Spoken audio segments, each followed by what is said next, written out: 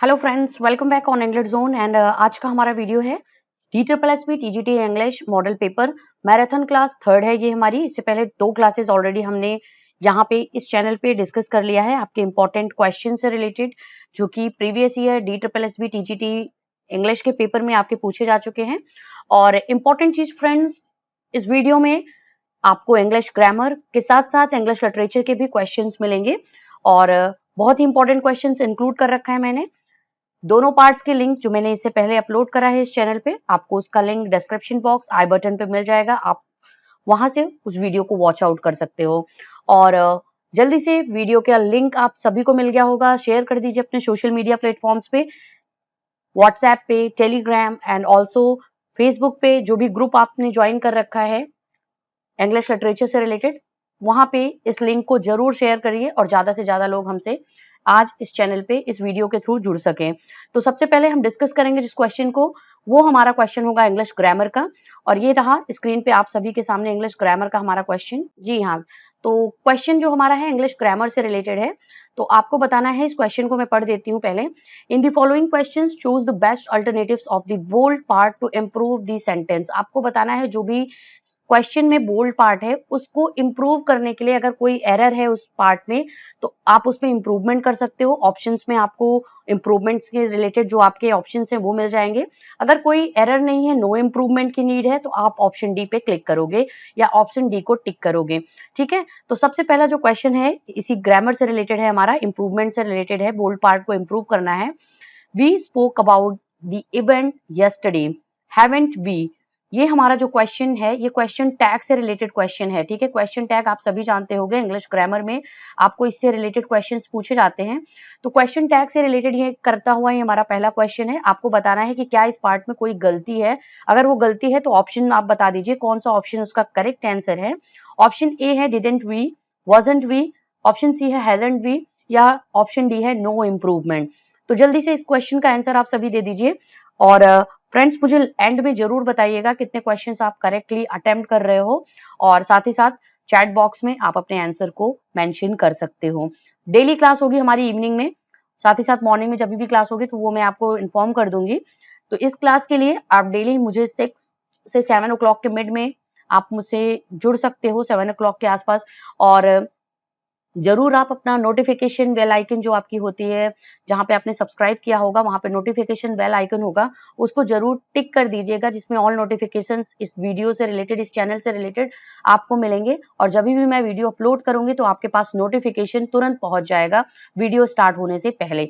ठीक है, तो इस क्वेश्चन का आंसर आप सभी ने दे दिया होगा, और जो हमारा करेक्ट आंसर है वो हमारा है ऑप्शन ए, डिडंट वी होगा। क्योंकि ये जो सेंटेंस हमारा है ये हमारा पास्ट इंडेफिनिट में है, यस्टरडे लग चुका है इस सेंटेंस में, और यस्टरडे डिनोट कर रहा है कि ये जो हमारा इवेंट है, ये जो सेंटेंस है ये पास्ट टेंस में है। और हैवेंट की जगह पे यहाँ पे डिडंट भी होगा, क्योंकि पास्ट इंडेफिनिट का यहाँ पे जो हेल्पिंग वर्ब होगा वो आपका लगेगा। ठीक है, तो क्लियर हुई चीजें यहाँ पे। जब भी yesterday, that day, previous day आए तो वहां पे आप जरूर उसको पास्ट इंडेफिनिट में ही उस सेंटेंस को उस देखोगे। अगर नहीं होगा, इंप्रूवमेंट की नीड होगी या कोई एरर होगा, तो आप वहां पे उसी पार्ट पे एरर का टिक करोगे, अगर आपको ऐसा कोई क्वेश्चन मिलता है एग्जाम में। तो सेकंड क्वेश्चन की बात कर लेते हैं, ये भी हमारा इंप्रूवमेंट से ही रिलेटेड है। नो प्लांट्स में आपको इंप्रूव करना है इस सेक्शन में। ठीक है, ये जो हमारा बोल्ड पार्ट है, know plants nor animals can survive without oxygen. ठीक है, इस तरह के क्वेश्चन हमने ऑलरेडी डिस्कस भी कर रखा है। मैंने एक बार फिर से आप सभी के लिए ये क्वेश्चन मैं लेके आई हूँ, सो दैट कि हमारा एक तरीके से रिवीजन भी होता चले, और साथ ही साथ आप अपने क्वेश्चंस को देख सको कि ऐसे ही क्वेश्चंस आपके एग्जाम में पूछे जाते हैं। चाहे आप एलटी ग्रेड के जो एग्जाम्स होने वाले हैं अभी यूपी में, यूपी एलटी ग्रेड का एग्जाम होगा आपका आगे 2-3 मंथ्स में, उसके लिए भी आप प्रिपरेशन करो। साथ ही साथ यूपी जूनियर टीचर की वैकेंसी के लिए भी आपने फॉर्म फिल कर रखा है, उसका भी आपका एग्जाम का डेट कभी भी आ सकता है। और साथ ही साथ DSSB TGT के एग्जाम की तो आप प्रिपरेशन कर रहे हो, 14 सितंबर को उसका एग्जाम है। तो उन सबको ध्यान में रखते हुए ग्रामर का भी सेक्शन में साथ ही साथ वीडियो में लेके आ रही हूँ। तो आप बताइए इस पार्ट में कौन सा एरर है आपको, इधर प्लांट्स होना चाहिए, बोथ प्लांट्स, निदर प्लांट्स, या नो इम्प्रूवमेंट। तो आप जो इसका करेक्ट आंसर होगा यहाँ पे होगा निदर। ठीक है, ऑप्शन सी हमारा जो होगा वो हमारा करेक्ट आंसर है। क्योंकि इसमें सेंटेंस में आप देखो आगे नॉर लग चुका है, नॉर एनिमल्स। इधर होता है तो और लगता है, नेदर होगा तो नॉर लगेगा, ठीक है। बोथ होगा ही नहीं, बोथ होता तो यहाँ पे एंड होता, ठीक है। तो इससे हम समझ गए कि ये हमारा, हाँ यहाँ पे सॉरी ये बोथ नहीं होगा, ये नेदर होगा, नेदर प्लांट्स। ऑप्शन सी हमारा करेक्ट आंसर होगा, ठीक है। यहाँ पे आप इसको टिक कर लीजिएगा। Option C would be the correct answer of the question number 2। Question number 3 है ये हमारा स्क्रीन पे। AC Bradley's 10 essays collection Shakespearean tragedy was published in which year. ये बहुत ही इंपॉर्टेंट क्वेश्चन है और मैंने इसको अभी तक के मोस्ट ऑफ द एग्जाम में, प्रीवियस ईयर पेपर्स में मैंने इस क्वेश्चन को जरूर देखा है कि ये क्वेश्चन पूछा ही जाता है आपके एग्जाम में। तो आपको बताना है एसी ब्रेडले जो एक क्रिटिक थे और एडमायर्ड थे शेक्सपियरियन ट्रेजेडी के 10 एसेज का कलेक्शन उन्होंने कर रखा है। तो आपको बताना है वो किस ईयर में पब्लिश हुआ है। 1920, 1909, 1917 एंड 1904। इन चारों ऑप्शंस में से कौन सा करेक्ट आंसर है उसका जल्दी से आंसर दे दीजिए आप सभी, और कमेंट सेक्शन में, चैट बॉक्स में मेंशन कर दीजिए आप सभी लोग। और वीडियो का लिंक जो अभी मुझे ज्वाइन कर रहे हैं प्लीज शेयर कर दीजिए। वीडियो अगर पसंद आ रही हो तो उसको लाइक भी करते चलो। तो करेक्ट जो आंसर है इस क्वेश्चन का, क्वेश्चन नंबर 3 का, वो है हमारा ऑप्शन नंबर डी, ठीक है। Option number D is the correct answer. In 1904 ब्रेडलेस 10 essays collection on Shakespearean tragedy was published. Number 4 question we have here on the screen. इसमें भी आपको बताना है, इस पार्ट में, बोल्ड पार्ट में एरर है या इंप्रूवमेंट की नीड है तो आप उसको इंप्रूव कर सकते हो इन ऑप्शंस के थ्रू। अगर कोई इंप्रूवमेंट की नीड नहीं है तो वहां पे आप नो इंप्रूवमेंट को टिक करोगे। तो क्वेश्चन है हमारा, he is quite well now except a slight cold, ठीक है। तो ऑप्शन ए है expecting a slight cold, except for, except with या नो इम्प्रूवमेंट। और इसका जो करेक्ट आंसर होगा वो हमारा ऑप्शन बी होगा, except for a slight cold, ठीक है। यहाँ पे जो एरर पार्ट का जो आएगा वो ऑप्शन बी होगा हमारा। ऑप्शन बी, यहाँ पे देखिए क्वेश्चन भी, आपका क्वेश्चन का आंसर मेंशन है कि ऑप्शन बी में एरर है। तो यहाँ पे इस क्वेश्चन का जो आंसर होगा, ही is quite well now except for, ठीक है, accept for a slight cold, ये नहीं होगा, एक्सेप्ट अ स्लाइट कोल्ड नहीं होगा। नंबर 5 क्वेश्चन है स्क्रीन पे। फिर से इसमें आपको बताना है, एट में अगर कोई एरर है तो आप उसको, इम्प्रूवमेंट की नीड है तो इम्प्रूव करिए, अदरवाइज नो इम्प्रूवमेंट पे टिक करिए। We meet a lot of people at our holidays. हम अपनी छुट्टियों के टाइम पे बहुत लोगों से मिलते हैं। तो इसमें क्या होगा, कौन सा प्रेपोजिशन आपका करेक्ट आएगा, इन होगा, ड्यूरिंग होगा, ऑन या नो इम्प्रूवमेंट। और जो करेक्ट आंसर है इस क्वेश्चन का वो है हमारा ऑप्शन बी, ड्यूरिंग होगा, क्योंकि यहाँ पे हो रहा है we meet a lot of people during our holidays, मतलब हम अपने छुट्टियों के टाइम पे, हॉलीडेज के टाइम पे बहुत से लोगों को मिलते हैं, उस दौरान हम बहुत से लोगों से मिलते हैं। इसका जो हिंदी में ट्रांसलेशन होगा। तो क्लियर हुई चीजें, अभी तक के क्वेश्चंस आपको समझ में आ रहे होंगे आई होप। अभी इसके बाद आपको कुछ इंपॉर्टेंट क्वेश्चन, साथ ही साथ मैं इंग्लिश ग्रामर से के साथ साथ इंग्लिश लिटरेचर के भी क्वेश्चन से आपसे पुटअप करूंगी और स्क्रीन पे आपके सामने होगा, उसका आंसर आप सभी दीजिएगा। अब देखिए यहाँ पे क्वेश्चन है मिडनाइट चिल्ड्रन, क्योंकि आप सलमान रुश्दी आपके सिलेबस में अवेलेबल हैं, इंक्लूडेड हैं, और आपसे क्वेश्चन पूछा जाएगा यूपी टीजीटी में सलमान रुश्दी से रिलेटेड। तो नॉवेल की बात हो रही है सलमान रुश्दी की। क्वेश्चन नंबर 6 है, midnight children used in a new trend of writing with hybrid language, English spiced with Indian terms, represented themes that could be seen as the vast canvas of India, या option D है all of the above. जो midnight children novel है सलमान रुश्दी का, तो उसने किस तरीके का न्यू ट्रेंड, एक तरीके का राइटिंग में यूज्ड किया, आपको उसका आंसर देना है कि इन चारों में से कौन सा करेक्ट आंसर है। और जो हमारा करेक्ट आंसर है वो है हमारा option D, all the above things that was a kind of new trend of writing with this novel of Salman Rushdie we have in English literature, Indian English literature, जिसका name है Midnight Children's, ठीक है। Midnight Children is the name of the novel that was written by Salman Rushdie and option D हमारा इसका correct answer है। Number 7 number question we have here on the screen.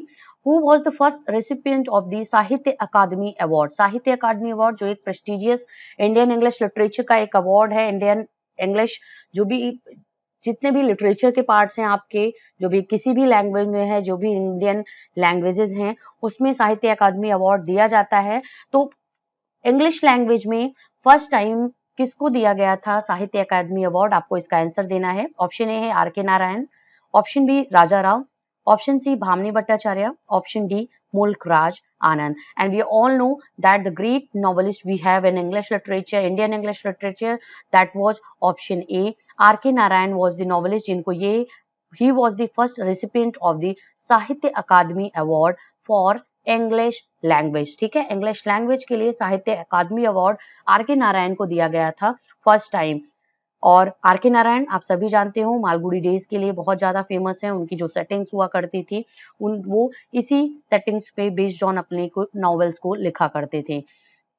Number 8 question we have here on the screen. Who wrote Absalom and Absalom? एब्सोलम किसने लिखी हुई है? बहुत एब्सोलम and एकेटोफेल, बहुत से ऐसे नेम आपको टाइटल एक दूसरे से सिमिलर मिलेंगे, बट यहाँ पे पूछा जा रहा है Absalom who wrote Absalom. William Faulkner, option B doctor Johnson, option C है ड्राइडन, ऑप्शन डी फिट्जजेराल्ड. तो जो करेक्ट आंसर है वो है हमारा option A. William Faulkner is the writer of Absalom. Option question number 8 का ऑप्शन ए है वो करेक्ट आंसर है. Number 9 we have here on the screen. The heroic couplet was first used by. बहुत question आपके exam में PGT का exam DSSB PGT का exam हुआ था, उसमें चौसर से रिलेटेड बहुत से क्वेश्चंस पूछे गए थे. ठीक है, तो आप चौसर को बिल्कुल इग्नोर मत कीजिएगा और चौसर से रिलेटेड पूरा आप प्रिपरेशन करके जाइएगा. मैं एक अलग से वीडियो चौसर के ऊपर बनाऊंगी जिसमें इंपॉर्टेंट उनके क्वेश्चंस जैसे उनके जो भी इंपॉर्टेंट वर्क्स हैं उससे रिलेटेड इंक्लूडेड होगा. तो जियोफ्री चौसर बहुत ही इंपॉर्टेंट एक राइटर, एक पोएट है जो कि आपके पीजीटी के पेपर में पूछे जा चुके हैं ऑलरेडी और इनसे रिलेटेड क्वेश्चंस आपके एक्सपेक्टेड हैं टीजीटी में भी पूछे जाएंगे. तो ये सेक्शन, ये पार्ट आप जरूर पढ़ के जाइएगा, इंपॉर्टेंट टॉपिक है ये. तो आपको बताना है कि हीरोइक कपलेट का फर्स्ट यूज किसने किया था. मैं जियोफ्री चौसर की बात कर रही हूँ, तो ऑब्वियसली जो करेक्ट आंसर है हमारा वो है जियोफ्री चौसर. ठीक है, नंबर 10 क्वेश्चन स्क्रीन पे है.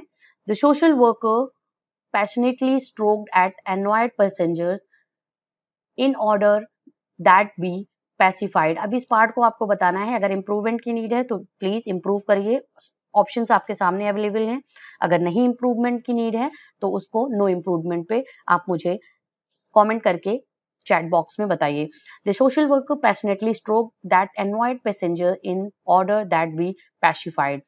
To pacify him, that to pacify, to be pacified for या no improvement. और जो इसका करेक्ट आंसर है वो है हमारा option A, to pacify him. ठीक है, to pacify him is the correct answer. Question number 8 का 10 का ये जो आंसर है, इस पार्ट को जो होगा चाहिए, यहाँ पे इंप्रूवमेंट की नीड है तो यहाँ पे टू पैसिफाई होगा, टू पैसिफाई हिम. ठीक है, नंबर 11 क्वेश्चन की तरफ चलते हैं. फिर से हमारा इंप्रूवमेंट की नीड है इस क्वेश्चन में, उसी से रिलेटेड क्वेश्चन है. Despite his poor vision he had an eye for women. Though his poor vision या instead of his poor vision, although his poor vision या नो इम्प्रूवमेंट. और जो इसका करेक्ट आंसर है क्वेश्चन नंबर 11 का यहाँ पे है that in this sentence no improvement required means despite is already correct sentence ये पूरा बना रहा है. Despite his poor vision he had an eye for women. ठीक है, इसका ये आंसर हुआ. नंबर 11 क्वेश्चन के बाद 12 क्वेश्चन है यहाँ पे. What was the nationality of the famous English author Oscar Wilde. Oscar Wilde का जो नेशनैलिटी थी, even he was English author, English writer थे वो, बट जो एक नेशनैलिटी की बात करते हैं हम, तो कौन सा नेशनैलिटी उनका था. जर्मन थे वो ऑथर या जो बर्थ से थे वो आयरिश, इटालियन या फ्रेंच. और जो इसका करेक्ट आंसर है वो है हमारा ऑप्शन बी. ठीक है, he was Irish, his nationality was Irish and even though he was the English author of India of English literature. ठीक है, तो ऑप्शन बी हमारा जो है इस क्वेश्चन का वो करेक्ट आंसर है. Number 13 question. Origin of species was written in. किस ईयर में ये लिखा गया था ओरिजिन ऑफ स्पीसीज. ये बहुत ही इंपॉर्टेंट वर्क है चार्ल्स डार्विन का, जो कि सर्वाइवल ऑफ द फिटेस्ट की थ्योरी को यहाँ पे इसमें एग्जाम्पलीफाई करता है. और ओरिजिन ऑफ स्पीसीज किस ईयर में ये लिखा गया है, बहुत ही इंपॉर्टेंट है, बहुत बार एग्जाम में पूछा भी जा चुका है. 1849 ऑप्शन ए है, 1857 option B, option C 1847, option D 1859. और जो करेक्ट आंसर है इसका वो है हमारा ऑप्शन डी. 1859 में ये वर्क चार्ल्स डार्विन का the origin of species was written, ठीक है। तो option D is the correct answer. Number 14 question की तरफ चलते हैं। Arnold mourns the untimely death of dot dot in Thyrsis and elegy. Elegy poem है। Thyrsis की बात अगर हम करें तो ये एक पेस्टोरल एलेजी पोयम है। आपको बताना है कि एर्नोल्ड ने किसकी अनटाइमली डेथ पे ये जो पोयम था, ये मॉर्निंग पोयम, एक एलेजी पोयम जो है उसको कंपोज किया था। ऑप्शंस हमारे सामने अवेलेबल हैं और मोस्ट रिपीटेड क्वेश्चन है, ये कई बार आपके एग्जाम में पूछा जा चुका है। अभी इसी से रिलेटेड क्वेश्चन यूपी पीजीटी के एग्जाम में भी आया हुआ था। तो आंसर है मिस्टर WH। ऑप्शन बी है ऑर्थर हेलम, ऑप्शन सी है Arthur Hugh clog, option D है नन। तो कौन सा करेक्ट आंसर है, आपको इसका आंसर देना है। और जो आंसर है वो है हमारा option C, Arthur Hugh Clough was the man जिनकी अनटाइमली डेथ पे एर्नोल्ड ने, मैथ्यू एर्नोल्ड ने एक एलेजी पोएम लिखी थी जिसका टाइटल था थायरेसिस, ठीक है। Option C would be the correct answer. Number 15 question है। अब देखिए यहाँ पे हम इंग्लिश ग्रामर को छोड़ के अब लिटरेचर के पार्ट को हम थोड़ा कवर कर रहे हैं और बीच बीच में आपको ग्रामर के क्वेश्चंस भी मिलेंगे। Which version of the Bible did Wycliffe make use of for the translation? Means आपको बताना है कि बाइबल का जब ट्रांसलेशन इंग्लिश लैंग्वेज में वीक्लिफ ने किया था, जॉन वीक्लिफ ने, तो उन्होंने किस वर्जन में, किस लैंग्वेज में जो बाइबल लिखी गई थी उसके किस वर्जन को उन्होंने इंग्लिश में ट्रांसलेट किया है? लैटिन वर्जन को, ग्रीक वर्जन को, फ्रेंच वर्जन को, या है हमारा नन। और ऑप्शन आपको इसका आंसर देना है ऑप्शन में से। बाइबल के ट्रांसलेशन की बात हो रही है, जॉन वीक्लिफ ने जो ट्रांसलेशन किया हुआ है उसकी बात हो रही है यहाँ पे। और जो करेक्ट आंसर है वो है हमारा ऑप्शन ए। लैटिन लैंग्वेज में जो बाइबल थी, the Latin version of Bible was translated into English language by John वीक्लिफ।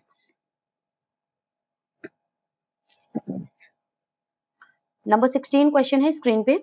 When as the reform bill, when was the होना चाहिए यहाँ पे, when was the reform bill passed. Reform bill बहुत ही important bill है। अगर हम इंग्लिश लिटरेचर की बात करते हैं तो आपको बताना है कि 1834 में ये बिल पास हुआ था, 1831 में, 1832 में या 1830 में। इसका जो करेक्ट आंसर है वो है हमारा ऑप्शन सी, 1832 में reform bill was passed. Okay, reform bill was passed in the year 1832. Here we have the 17 question. ये क्वेश्चन हमारा इंग्लिश ग्रामर से है। आपको बताना है इस पार्ट में अगर इम्प्रूवमेंट की नीड है टू स्पीक में तो आप इम्प्रूव करिए उसको।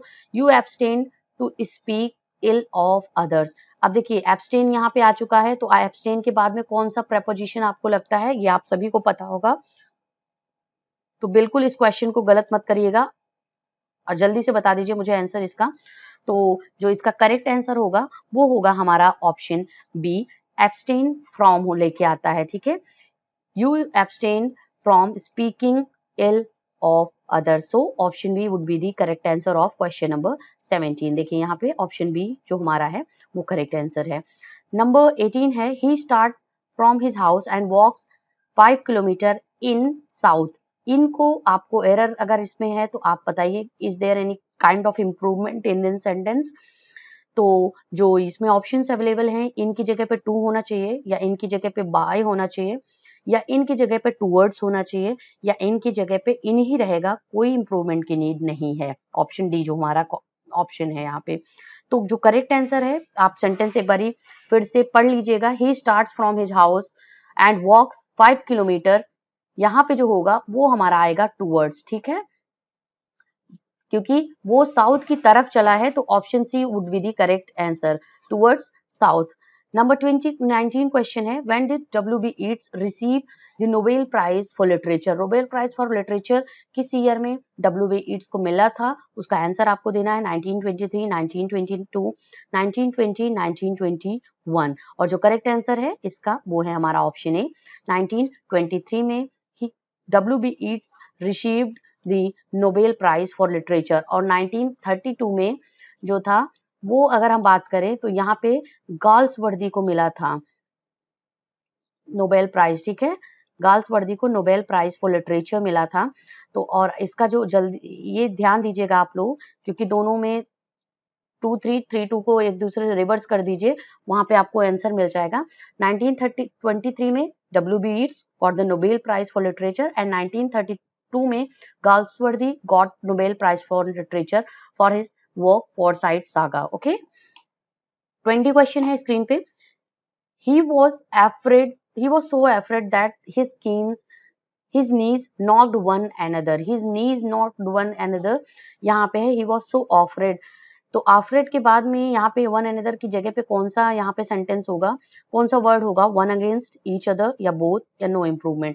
और जो करेक्ट आंसर है वो है हमारा ऑप्शन बी। ठीक है, ऑप्शन बी हमारा करेक्ट आंसर होगा। He was so afraid that his knees knocked each other. एक दूसरे को knocked किया, उसकी knees ने, इतना वो डर चुका था।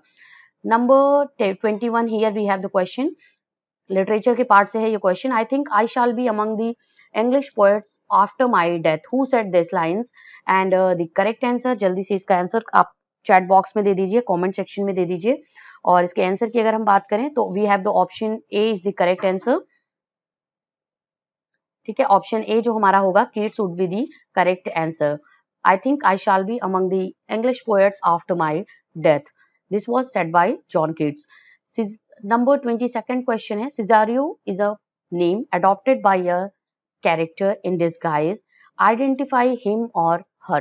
अब देखिए यहाँ पे सिजारियो का कैरेक्टराइजेशन आया हुआ है। ये जो नेम था ये अडॉप्ट किया गया था एक ड्रामा में, विलियम शेक्सपियर के ड्रामा में। आपको बताना है किस कैरेक्टर ने इस नेम को अडॉप्ट किया था, और वो जो कैरेक्टर थी वो क्या थी, लड़की थी या लड़का था? क्योंकि यहाँ पे जो सिजेरियो नेम से उसने अडॉप्ट किया था, सिजेरियो जो नेम था वो लड़के का नेम उसने अडॉप्ट किया था, और वो कौन थी? And we have the option A is the correct answer, that was Viola, जो लीडिंग लेडी है 12th नाइट प्ले में। और ये द 12th नाइट प्ले का है जो कि विलियम शेक्सपियर ने लिखा है, और एक कॉमिक प्ले है, रोमांटिक कॉमिक प्ले है ये। और voila was the leading lady जिसने अडॉप्ट किया था सिजेरियो का नेम अपने इस प्ले में विलियम शेक्सपियर के। Number 23 question is on the screen, और यहाँ पे देखिए 2 बारी वॉयला वॉयला आ गया था, तो यहाँ पे मैं मिरांडा का मेंशन कर देती हूँ, और ऑप्शन ए जो है वो हमारा करेक्ट आंसर है। ठीक है, ना कि D, option A is the correct answer. Number 23, I have loved the principle of beauty in all things. This is found in one of. आपको बताना है कि ये किस में मिला है। I have loved the principle of beauty in all things. Option A Keats के लेटर्स में, शैले के लेटर में, बेरॉन के लेटर में, या आपका नन ऑफ दीज। और जो इसका करेक्ट आंसर है क्वेश्चन नंबर 23 का, वो है हमारा ऑप्शन ए, कीट्स लेटर। ठीक है, कीट्स के लेटर में ये लाइंस मिली हैं क्योंकि Keats was very much influence with the Hellenic quality, एक ग्रीक क्वालिटी से बहुत ज्यादा, ग्रीक जो कल्चर था, ट्रेडिशन था, उससे बहुत ज्यादा इन्फ्लुएंस थे, और इनको ग्रीक पोएट भी बोला जाता है। एंड ब्यूटी जो उनको हर चीज में दिखती थी, उससे बहुत ज्यादा वो इन्फ्लुएंस थे, बहुत ज्यादा उसको लव था, and that's why he said that I have love the principle of beauty in all things. This was found in one of the Keats letters we have. 23 question के बाद 24 क्वेश्चन है, when was Spenser's Faerie Queene, जो कि epic poem है फेरी queen.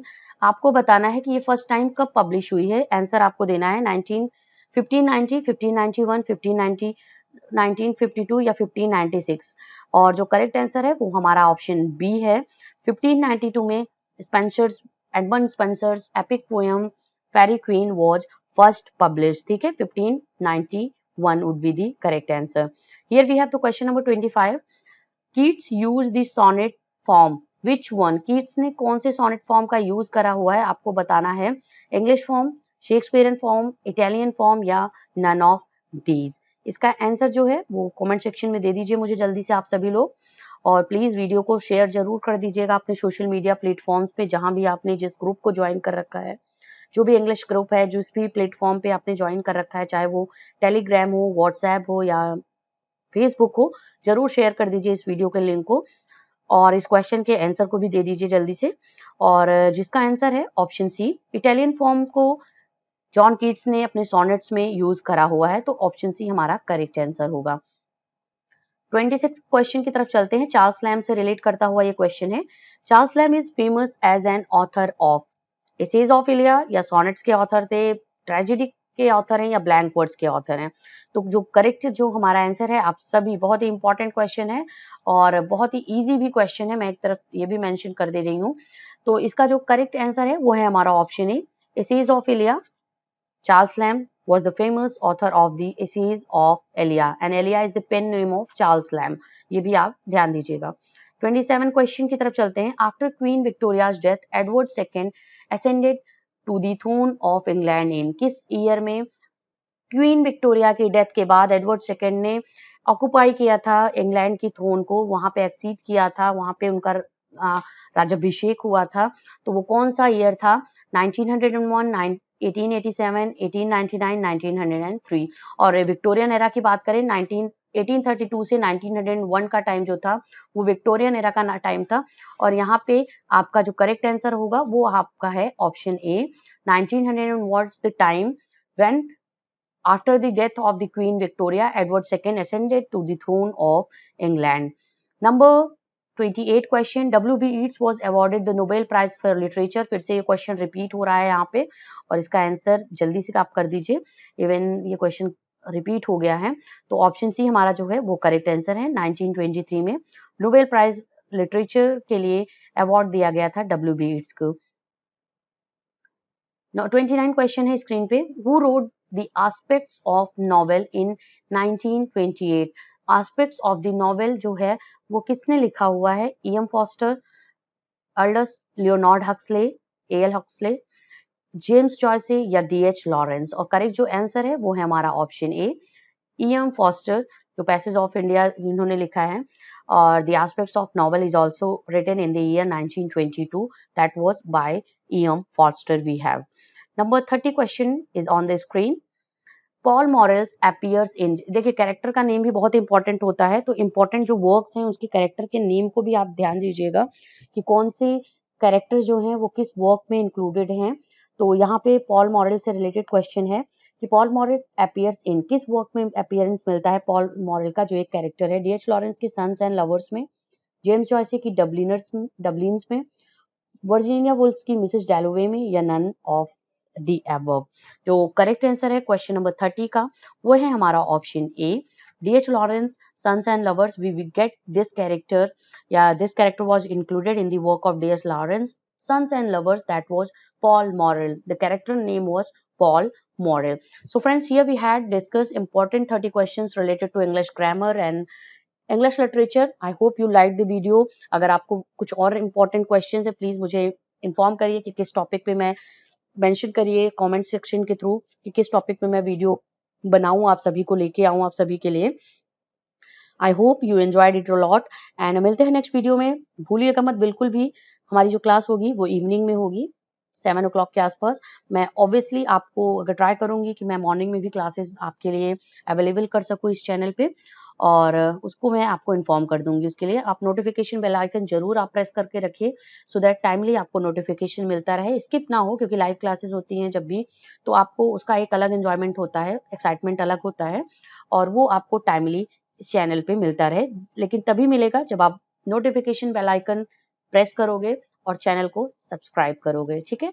तो keep watching and keep learning. Thanks a lot for watching this.